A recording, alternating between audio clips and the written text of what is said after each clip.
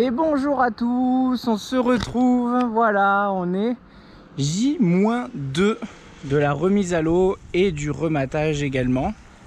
Je profite de ce petit rayon de soleil pour vous faire un petit récap de l'avancement des travaux. Donc comme vous pouvez le voir, le bateau a été requillé.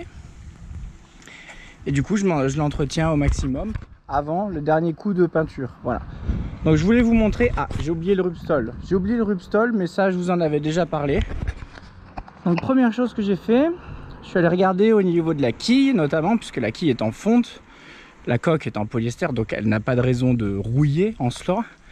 Donc petit tour autour de la quille, notamment sous le bulbe, tout en dessous, parce que souvent on a du mal à peindre correctement, à poncer correctement, à revenir correctement, puisqu'il y a les cales, hein, donc on fait ça au dernier moment.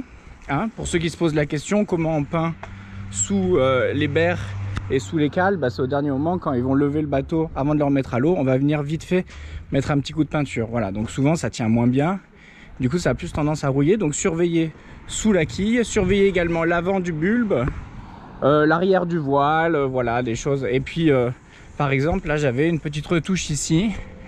Au moment où ils ont enlevé la quille, avec leurs outils, là, ça a enlevé un petit pet de primaire carrément.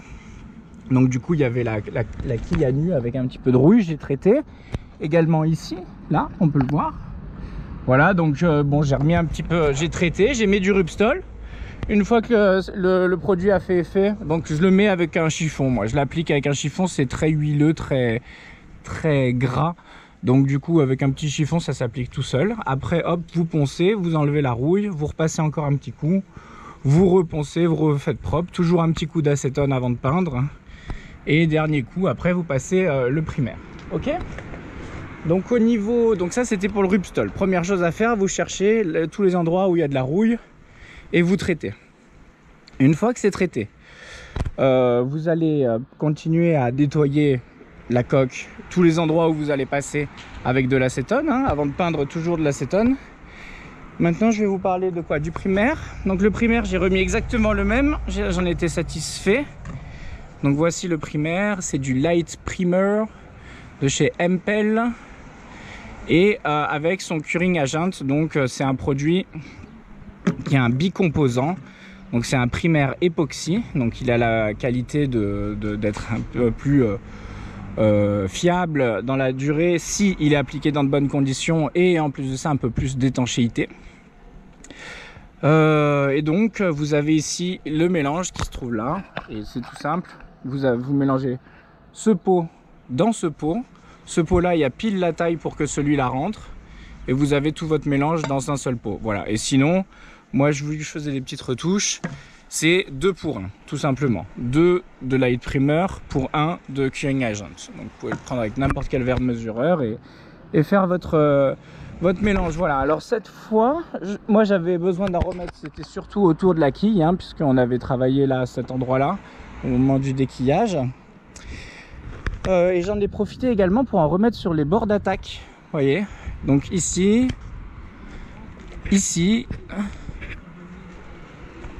et ici. Voilà, parce que c'est vrai que c'est là où il y a le plus de frottement. J'en ai remis aussi à l'arrière du voile de la quille parce que c'est là où il y a le plus de frottement et c'est là où l'anti-fouling a tendance à moins bien tenir, hein. On a vu, hein, qu'ici vous voyez que là l'anti-fouling il est parfait, hein. Pourtant là c'est Karcher et ponçage, donc c'est pour ça qu'il y a plus de traces de blanc qui sont revenues, parce que j'ai bien poncé pour avoir une belle surface bien propre, bien lisse, pour pouvoir passer au rouleau et faire un joli travail, hein. Donc ça, s'il n'y a aucun souci. Le blanc c'est du primaire du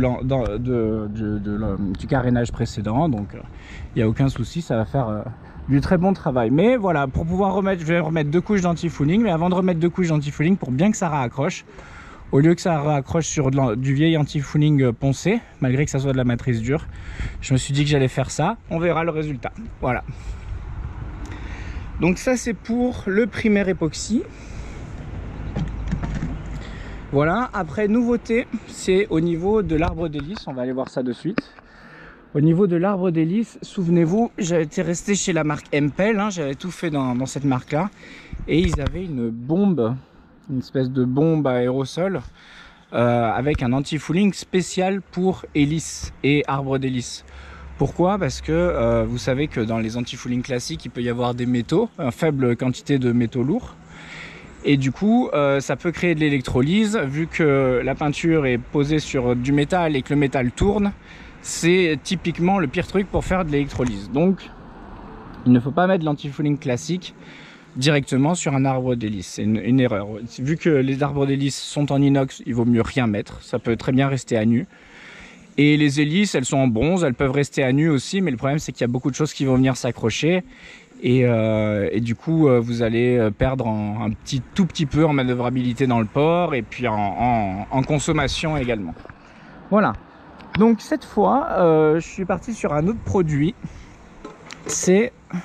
Donc ça c'est une autre marque, c'est Marlin. C'est italien apparemment. Et donc il y a un premier produit à passer, c'est le métal primer, comme vous pouvez voir. Et une fois que le primaire est passé, donc c'est un primaire qui ressemble grosso modo à celui-là, hein, il est vert aussi, vous voyez la couleur. Assez simple à passer, sans mélange, etc. Vous passez directement, ces tout petits pots suffisent largement à faire l'affaire. Et après vous passez 2 couches de Velox Plus. Voilà, on va aller voir le résultat. Moi j'aime beaucoup. Comme d'habitude, moi je suis très partisan du rouleau, des tout petits rouleaux, même pour les hélices, etc. Alors évidemment, il va falloir aller dans les petits coins, là-haut, vous le faites au pinceau. Là, vous le faites au pinceau, ici également, en tournant l'arbre. Ici aussi, je l'ai fait au pinceau, cet endroit-là. Mais tout le reste, je l'ai fait au rouleau. Voilà. Et donc, vous voyez le résultat, je ne sais pas si vous voyez, mais c'est vraiment très joli. Je l'avais bien brossé à nu, à cœur, hein. Donc là c'était tout en bronze magnifique. Là c'était tout en inox. Il n'y avait plus aucune impureté. Évidemment là il y a du scotch que je vais enlever pour pouvoir mettre l'anode directement en contact sur l'inox, hein. Il faut pas que l'anode, il faut pas la mettre sur de la peinture évidemment. Et là il y a un petit scotch également pour pouvoir mettre l'anode d'arbre d'hélice que je vais retirer et il y aura le métal qui va apparaître directement. Voilà, et tout le reste est repeint. Là j'ai mis aussi des petits caches pour pouvoir accéder aux vis. J'espère que je vais pouvoir réussir à les enlever, mais en tout cas ça sera toujours mieux que si j'avais peint directement la vis, parce que c'est des vis en plastique et si vous mettez de la peinture dedans, du primaire et de la peinture, c'est fini, hein. Vous les enlevez jamais et après c'est assez chiant. Donc petit cache ici, petit cache également ici pour pas noyer la bague hydrolube de peinture, parce qu'il faut que l'eau puisse bien circuler dans la bague hydrolube pour qu'elle fasse effet, pour qu'elle soit bien justement lubrifiée. Donc si vous gavez de peinture tout autour, et ben après les petites canalisations, il y a des petites il y a des petites rayures si vous voulez de part et d'autre à l'intérieur de la bague pour laisser s'infiltrer de l'eau. Si c'est bouché par la peinture, et ben du coup ça va mal lubrifier. Voilà, bon bah écoutez, regardez, c'est quand même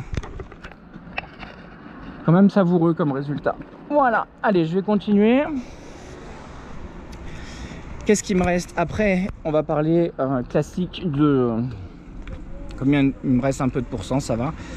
Le Sika pour le joint de quille qu'on avait déjà vu également ensemble, avec évidemment votre meilleur ami quand vous faites du Sika, c'est le liquide vaisselle. Toujours gaver vos doigts de liquide vaisselle, il en faut plus qu'il n'en faut, plus il y en a mieux c'est. Et au moins vous allez pouvoir travailler, et dès qu'il n'y a plus de liquide vaisselle, vous arrêtez tout, vous essuyez votre main avec un sopalin, bien comme il faut, et vous remettez du liquide vaisselle à fond. Et comme ça, vous allez pouvoir bien travailler et regarder un petit peu ce résultat. Donc, vous en mettez régulièrement une bonne couche tout le long, comme ça, avec le pistolet en appuyant. Après, vous faites un gros plat avec le pouce pour bien enfoncer le gros de la matière, le gros du volume à l'intérieur, pour bien faire l'étanchéité à l'intérieur entre la liaison coque-quille. Et après, je repasse une fois en bas pour bien aplatir le Sika contre la paroi, et une fois en haut pour bien aplatir le Sika contre la paroi. Et après, je repasse un peu au milieu pour faire joli, pour que ça soit bien homogène, quoi. Hop, on peut regarder de l'autre côté. Voilà, à l'avant, je l'ai mis pas mal. Hop.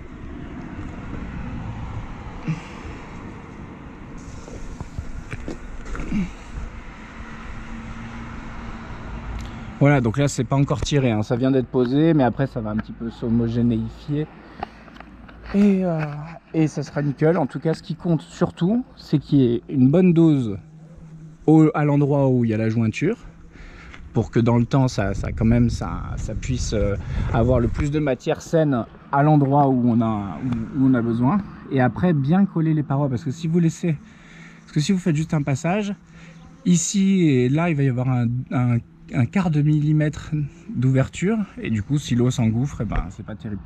Donc bien recoller les parois à chaque fois, en haut et en bas.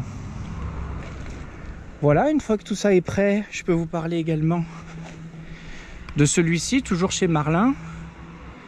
Ça va être un petit anti-fouling noir qui est spécifique pour les sondes, pour laisser passer bien comme il faut toutes tout ce qui a besoin de passer pour pouvoir bien avoir la profondeur, etc. Parce que si vous passez un anti-fouling typique, une matrice dure ou quoi que ce soit, ça peut marcher, mais en tout cas c'est pas conseillé. Voilà. Donc là il y en a un tout spécifique, adapté. Donc je vais utiliser celui-là. Au dernier moment, je mettrai une micro couche d'anti-fouling spécifique pour sonde. Pourquoi j'en mets? Parce que si vous en mettez pas et que vous laissez comme ça, et bah du coup vous allez avoir toute une végétation, toute la vie, des coquillages et tout qui vont s'installer pile ici, parce que tout le reste il y a de l'anti-fouling. Et du coup vous pouvez avoir une colonne comme ça de vie juste ici. Alors ça nuit, enfin ça peut nuire également, mais c'est quand même pas terrible quoi. Vous pouvez avoir des coquillages et tout, c'est pas forcément ce qui est le mieux. Voilà. Il reste quelques pourcents de batterie, ça va couper, donc je vous montre la crépine qui est prête à être peinte. Et pour finir, et ben on reprend le même anti-fouling hard racing Texel de chez Empel en true blue pour avoir du bleu marine, bleu navy. Et là ça va être la dernière couche. Voilà, je vous en reparlerai, je ferai une vidéo à ce moment là. Voilà, bah écoutez, ça c'était vraiment toute la partie technique avant de peindre. Vous voyez que c'est pas juste on ponce et on repeint. Il va falloir traiter la rouille, les bords d'attaque, peut-être un anti-fouling spécial pour la sonde, pareil pour l'hélice et l'arbre d'hélice. Tout n'est pas le seul et unique même coup de peinture. Voilà. Bah écoutez, je vous embrasse, il y a un petit peu de soleil, c'est parfait. Et puis je vais me préparer à passer à la suite. Maintenant j'attends que tout sèche et on passera un bon coup une première couche d'anti-fouling par-dessus tout ça pour que ça soit bien joli. Voilà, je vous embrasse et je vous dis à bientôt pour les aventures de Saori. Bye bye.